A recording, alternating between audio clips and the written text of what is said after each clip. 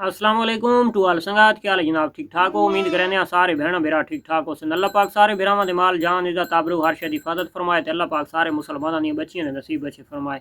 अज दा जनाब सादा टॉपिक है छोटे किड्स दे ते बहुत कीमती टॉपिक है क्योंकि साडे काफ़ी सारे दोस्त इस वजह तो परेशान भी हैं और सारे दोस्त एक दे कमेंट्स भी हैं कि मेरे 2 बच्चे ज़ाया भी हो गए। मैं आज जनाब उस उत्ते डिस्कस करे सा जो छोटा बच्चा पालन का तरीका अपने दोस्तों नाल शेयर करे सा। छोटा बच्चा होंगे चाहे भेड़ दे तो चाहे बकरी दे, जेडे न्यू फार्मर हैं उन्होंने वास्ते वीडियो बहुत कीमती है। अगर फर्ज करो अल्लाह न करे जानवर ज़ाया थी वेंदे या जानवर के तले मिल्क बिल्कुल नहीं आता तो जो छोटा बच्चा उसी तो भाई असा उसनू पालना किने।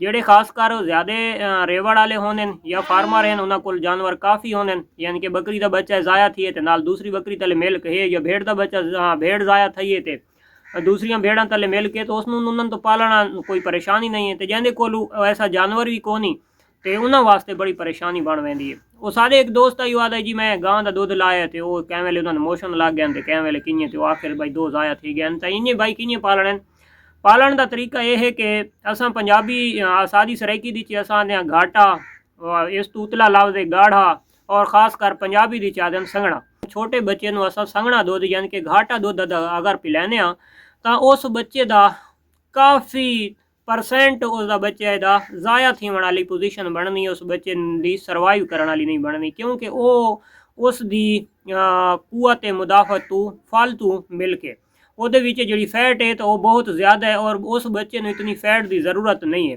तो तुसां क्या करना है कि जनाब पहले नंबर दे उत्ते तो अगर कड़ा होया दुध होवे यानी कि उसनू भाद उत्ते थोड़ा चाड़ गिनो तो वाता ਉਹਦੇ ਵਿੱਚ बहुत फायदे थी वेंदे। अगर फर्ज करो उस तो बेहतर है कि यानी कि ताज़ा मिल्क कढ़ना है, ताज़े मिल्क दे विच तुसां एक इतना एक पानी उस दे विच मिक्स कर गिनना है कि जेड़ा तुहानू एक महसूस थी वने कि बकरी का मिल्क इतना एक पतला होंदा है। तो उस थोड़ा पानी पिया गिनसो तो वो उस जानवर नू कदम वास्ते खराब नहीं करन लगा। अच्छा उस तो अगला काम क्या करना है कि लाजमी गल है जिस टाइम है बकरी का बच्चे दे विच ये प्रॉब्लम ज़्यादा आती है और भेड़ के बच्चे दे कम आती है, ठीक है, लेकिन आ सकती है।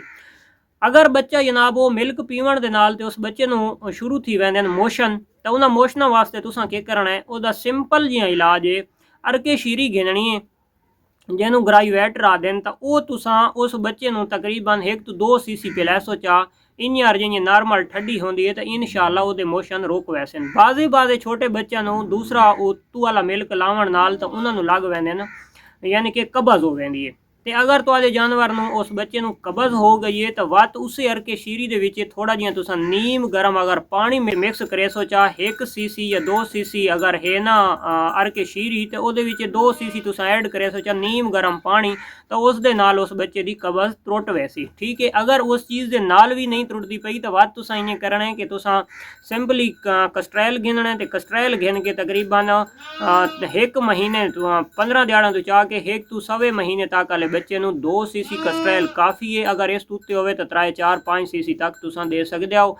कस्ट्रैल का साइड इफेक्ट को नहीं आता। कस्ट्रैल गिनना है तो उसनू जनाब तुसां नीम गर्म दुध दे विच रला के तो उस बच्चे नू पिलासो उस बच्चे नू मोशन की शक्ल दी पेशाब आसी ते 2 तो 3 दफ़ा इं करेसी उस तो बाद वो मोशन खुद ब खुद रुक वैसन, ठीक है। वो तुआले यानी कि बच्चे ने जियां जुलाब आदे तो जुलाब का जुलाब आवड़ सी जी उसकी कब्ज़ हो सी तो वो त्रुट वैसी, ठीक है। तो अच्छा जेड़ा तुसां शुरू तो पिलाने पाया है मिल्क थोड़ा पानी दी इजाफी।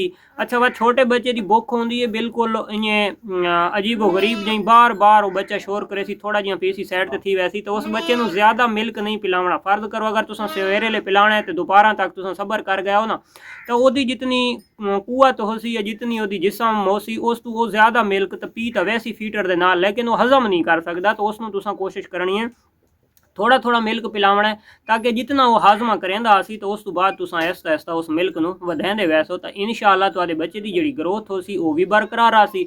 और खासकर जेडे तुहाडे बच्चे की तुहाडी पोजीशन जेडे तुसां दसेंदे पे हो कि यार साडे बच्चे ज़ाया थी वैनन या मर वैनन तो इंशाअल्लाह ऐसा सीन भी बिल्कुल नहीं थीवन लगा, ठीक है।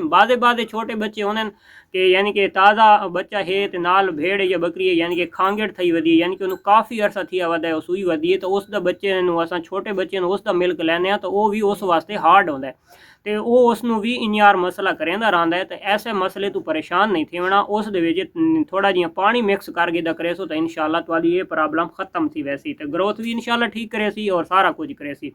ਅਗਰ ਉਸ ਦੇ ਬਾਵਜੂਦ ਕਹੇ ਦੋਸਤ ਦੇ ਛੋਟੇ ਬੱਚੇ ਨੂੰ ਪੇਚਸ ਲੱਗ ਵੈਨੇ ਤੇ ਉਸ ਦੇ ਪੇਚਸ ਅਗਰ ਰੁਕਣ ਵਾਲੇ ਪਾਸੇ ਨਹੀਂ ਆਉਂਦੇ ਪਏ ਤਾਂ ਉਸ ਦੇ ਪੇਚਸਾਂ ਵਾਸਤੇ ਅਸਾਂ ਜਿਹੜੇ ਛੋਟੇ ਬੱਚਿਆਂ ਦੇ ਆਪਣੇ ਘਰ ਦੇ ਵਿੱਚ ਜਿਹੜੀਆਂ ਇਸਤੇਮਾਲ ਕਰਿੰਦੇ ਰਹਿੰਦੇ ਹਾਂ ਫਲੈਜਲ इंटास थी गई तो इमोडियम थी गई। ठीक है, ये त्राए चीज़ों का एक इमोडियम कैप्सूल, एक फ्लैजल की गोली, एक इंटास की गोली 1 महीने तक बच्चा है तो जनाब तुम इन्हों पीस के गोलियां पीस के उस कैप्सूल मिक्स करके दी तुम 2 खुराक करनियां। एक खुराक तुम उस टाइम दे छोड़नी है, देवनी किस नाल है सिंपली जनाब सरिंज पानी पावने 4-5 सीसी उस पा के उसनों हल करके सरिंज नाल तुम पिला देवना है। इंशाअल्लाह जितने जालिम मोशम हो सन तो वह रुक वैसन। एक चीज़ का होर जानवर एक्सपायर थी छोटे बच्चे तो उन्होंने सब तो वड्डा असां जनाब किरदार आते हैं जी मिल्क का, लेकिन वो मिल्क का नहीं आता, उस बच्चे नूं बुखार मार पैंदा है। ठीक है, अच्छा मौसम की ऐसी और दूसरे नंबर पर मिल्क की चेंजिंग तो वत टाइम के उत्ते उसनूं मिला नहीं तो ऐसिया चीज़ां जिहड़ियां हैं तो वो सानूं समझे ना काफ़ी टाइम लग पैंदा है। तो तुहाडे कोलों बुखार का सिरप ऑलरेडी मौजूद होना चाहिए।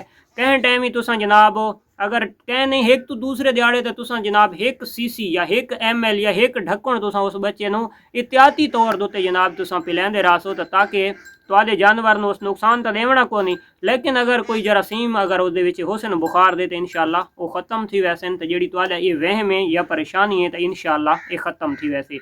बच्चे छोटे नूं जनाब भूख बढ़ाने के लिए क्या चीज़ दी जाए तो छोटा बच्चा पहले नंबर दोते तो इंशाअल्लाह चरका जल्दी थी आंदा है तो दुध जड़ा है तो मिल्क जड़ा है तो वो भुख लवेंदा है वो ख़त्म नहीं करेंदा। तो उस तो इलावा अगर करना ही है तो क्या करना चाहिए कि छोटे बच्चे को अगर तुसा काला के जड़ा ड्राप होंदा है ना जड़ा असा अपने इंसान अपने बच्चों को पिलवांदा है तो अगर वो काला का ड्राप तुसा थोड़ा थोड़ा 4-4 5-5 टेपे उस मूँह के सटेसो तो उस भी रिजल्ट बहुत अच्छा आता है। जड़ा 1 महीने तो तले यही दा बच्चा है महीने तक 1.25 महीने तक ज़बरदस्त रिजल्ट है। उस तो इलावा जनाब तुसा उसनों मिनरल मिक्सचर गिननी है तो तकरीबन 1 सीसी मिनरल मिक्सचर अगर उस बच्चे के मूँह के तुम पा देसो तो इंशाअल्लाह वो भी बहुत ज़बरदस्त चीज़ है। अगर मैदे की कोई प्रॉब्लम होंदी है तो उसके हाजमे वास्ते और कोई मिसाल जाद या ऐसी चीज़ों की कोई ज़रूरत नहीं, सिंपली जड़ा इंसान वाले मेडिकल स्टोर दो तू खासकर बहुत अच्छा रिजल्ट द पेपरमिंट दा है। तो इस तो इलावा मैदे दे काफ़ी सारे सिरप हैं, कोई भी सिरप अगर तुम उस बच्चे नूं 5-5 सीसी पिलांदे रहो तो इंशाअल्लाह वो भूख दे विच भी बहुत मदद करेंदा है और जानवर माशाअल्लाह छोटा बच्चा पेट भर के चारा भी खांदा है और वीक भी नहीं थींदा और सेहत भी अपनी बरकरार रखेंदा है। तो ये जनाब छोटे छोटे टोटके जिहड़े मैं अपने दोस्तों नाल कर दित्ते शेयर। मिलदे हैं इंशाअल्लाह नेक्स्ट वीडियो, तब तक दे सो इजाज़त, अल्लाह हाफिज़।